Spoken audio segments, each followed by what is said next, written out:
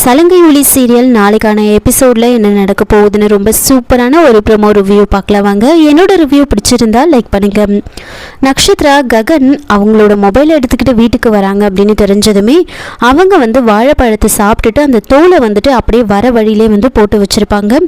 ககனும் வராங்க. ஒரு பக்கம் பூமி ரொம்ப டென்ஷனாக இருப்பாங்க. இவர் எதுக்காக வராரு அப்படின்னு ரொம்ப டென்ஷனாக நின்று பார்த்துக்கிட்டு இருக்க ககன் காரை விட்டு இறங்கி நடந்து வராங்க.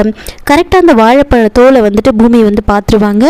ககன் அப்படியே நடந்து அந்த வாழைப்பழ தோல் மேலே காலை வச்சதுமே வழுக்கி அப்படியே இருக்காரு. அப்போது நக்ஷத்ரா கையை காமிச்சு அப்படியே வாங்க வாங்க அப்படின்னு சொல்லிட்டே இருக்காங்க. நேராக போயிட்டு ககன் நக்ஷத்ரா மேலே விழுந்துடுறாங்க. இதை பார்த்ததுமே பூமி ரொம்பவே டென்ஷன் ஆகிடுவாங்க. கொஞ்ச நேரத்தில் சந்திரா அவரோட ரூம்ல இருந்து வெளியில் வராரு. வெளியில் வர்றது ஸ்டெப்ஸில் இறங்கி வரதை பார்த்ததுமே அபூர்வாக்கு என்ன பண்ணுறதுனே புரியல. ஒருத்தர் மேலே ஒருத்தர் அப்படியே விழுந்திருப்பாங்க. அப்போது அபூர்வா அவங்க சித்தி கிட்ட சொல்கிறாங்க. உடனே அவங்க சித்தி கீழே போட்டிருக்கிற அந்த பெரிய மேட்டை வச்சு அப்படியே அவங்கள ரோல் பண்ணி ஒரு ஓரமாக தள்ளி விட்டுருவாங்க. அப்போ சந்திரா அங்கே வராங்க. என்ன இந்த மாதிரி பண்ணி வச்சுருக்கீங்க அப்படின்னு சொல்லி கேட்க என்னென்னவோ காரணத்தை சொல்லி விட்டுடுவாங்க. அதுக்கப்புறமா சந்திரா அங்கேருந்து போயிடுறாங்க. அதுக்கப்புறமா உள்ளே இருந்த ககன் ஒழுங்கு மரியாதை என் மேலே இருந்து எந்திரிச்சிரு, அவ்வளோதான், உன்னை என்ன பண்ணுன்னு தெரியாது அப்படின்னு ரொம்ப டென்ஷனாக பேச ப்ளீஸ் என்னோட அப்பா பார்த்துருவாரு, கொஞ்ச நேரம் அமைதியாக இருங்க அப்படின்னு சொல்லி ககன் மேலேயே நக்ஷத்ரா படுத்திருப்பாங்க. சந்திரா அங்கேருந்து போனதுக்கு அப்புறமா அந்த மேட்டை எடுத்து விடுறாங்க. அதுக்கப்புறம் ககன் ரொம்பவே டென்ஷன் ஆகிடுவாங்க. நேராக போயிட்டு அந்த மொபைலை நக்ஷத்ரா கிட்ட கொடுத்துட்டு இவ்வளோதான், இதுக்கு மேலே உங்களோட லிமிட்டை நீங்கள் தாண்டிங்க அப்புறம் நான் சும்மா இருக்க மாட்டேன், இன்னொரு முறை என்னோட வீட்டு பக்கமே நீ வரக்கூடாது. அபூர்வா உனக்கும் நான் வார்ன் பண்ணிக்கிறேன், எங்கள் வீட்டுக்கு வர்றது எங்கள் அம்மா கிட்ட பேசுறது, அம்மா பொண்ணு 2 பேரும் உங்களோட லிமிட்டை தாண்டி போனீங்க, நான் சும்மா இருக்க மாட்டேன் அப்படின்னு சொல்லிட்டு பயங்கரமாக கோவமாக திட்டிட்டு போகிறாங்க. ஆனால் நக்ஷத்ரா அதெல்லாம் பெருசாக எடுத்துக்கவே மாட்டாங்க. அவங்க பாட்டுக்கு எதையே யோசிச்சுக்கிட்டு ரொம்ப சந்தோஷமாக இருப்பாங்க. இன்னொரு பக்கம் பூமி ரொம்ப டென்ஷனாக இருப்பாங்க.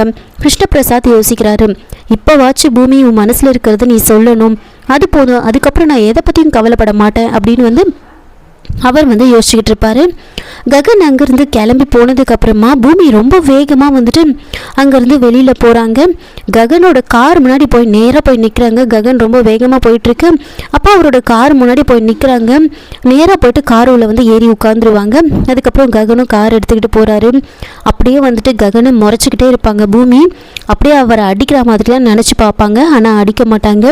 முறைச்சி பார்த்துக்கிட்டே இருக்க. அப்போ ககன் சொல்கிறாரு, என்ன அப்படியே காருக்குள்ளே ஏறினதுலேருந்து என்னை அப்படியே எரிச்சிட்ற மாதிரி பார்த்துட்ருக்கேன், கொஞ்சம் அந்த பக்கம் திரும்ப அப்படின்னு சொல்ல, நீங்கள் பண்ணுறது கொஞ்சம் கூட சரியில்லை, இப்படியெல்லாம் நீங்கள் பண்ணலாமா, நீங்கள் ஏன் இப்படியெல்லாம் பண்ணுறீங்க அப்படின்னு சொல்ல, என்ன நான் என்னமோ வேணும்னே அந்த நட்சத்திர மேலே விழுந்த மாதிரிலாம் பேசிகிட்டு இருக்கேன் நீ அப்படின்னு சொல்ல, நான் அதை பற்றி சொல்லலை, நீங்கள் எதுக்காக இந்த வீட்டுக்கு வரீங்க, நீங்கள் உங்கள் அம்மா ஓகேன்னு சொன்னால் நீங்கள் அந்த நட்சத்திராவை கல்யாணம் பண்ணிப்பீங்களா அப்படின்னு கேட்குறாங்க. அதுக்கு உடனே ககன் கேட்குறாரு, நீயே இவ்வளோ டென்ஷன் ஆகுற, நீ தான் என்னை லவ் பண்ணல, நான் உன்னோட வாழ்க்கையில் இல்லைன்னு தெரிஞ்சு போச்சு, அதுக்கப்புறம் நீயே இவ்வளோ டென்ஷன் ஆகுற, என் தலைவிதிப்படி எப்படி நடக்கணும்னு இருக்கோ அப்படி தானே நடக்கும் அப்படின்னு சொன்னதுமே பூமி ஒரு நிமிஷம் அப்படியே கண் கலங்கி அமைதியாக உட்காந்துருவாங்க. இன்னொரு பக்கம் கிருஷ்ணபிரசாத் வீட்டில் அப்படி நடந்ததை நினச்சி ரொம்பவே ஃபீல் பண்ணிட்டு இருப்பாங்க. சாரதா கிட்ட போயிட்டு அதை நினச்சி ரொம்ப ஃபீல் பண்ணி அழுதுட்டு நேராக பாருக்கு போய் ஃபுல்லாக குடிச்சிருப்பாங்க.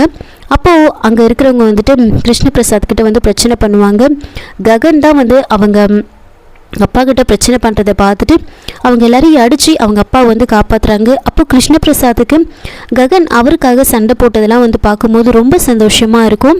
அதை நினச்சி ரொம்பவே சந்தோஷப்பட்டுட்டு இருப்பார். இப்படியே நல்லா குடிச்சிட்டு வீட்டுக்கு போகிறாரு. அங்கே வீட்டில் போயிட்டு பயங்கரமாக சத்தம் போட்டு பேச அபூர்வாலாம் கொஞ்சம் ஓவராக பேசுவாங்க. உடனே கிருஷ்ணபிரசாத் சந்திரா அங்கேருந்து உள்ளேருந்து வெளியில் வந்ததுக்கப்புறமா கிருஷ்ணபிரசாத் சந்திரா கிட்ட சொல்கிறாங்க, இந்த அபூர்வா ஷோபா இறந்துட்டதா தானே சொன்னாங்க, ஆனால் உண்மையாக அவங்கள சாகடிச்சிட்டாங்க, அபூர்வா தான் சாகடிச்சா அப்படின்ற மாதிரி அப்படியே அந்த குடி போதையிலே சொல்லிடுவாங்க. இதை கேட்டுட்டு சந்திரா ரொம்பவே ஷாக் ஆகுறாங்க. அபூர்வா எப்படியோ சொல்லி சந்திரா கிட்ட மேனேஜ் பண்ணுறாங்க. அவர் குடி போதையில் பேசிகிட்டு இருக்காரு அப்படின்னு சொல்லி சமாளிக்கிறாங்க. இதோடு இந்த ப்ரோமோ முடிச்சிருக்காங்க. என்னோட ரிவ்யூ பிடிச்சிருந்தா லைக் பண்ணுங்கள், மறக்காமல் சப்ஸ்கிரைப் பண்ணுங்கள். தேங்க்யூ.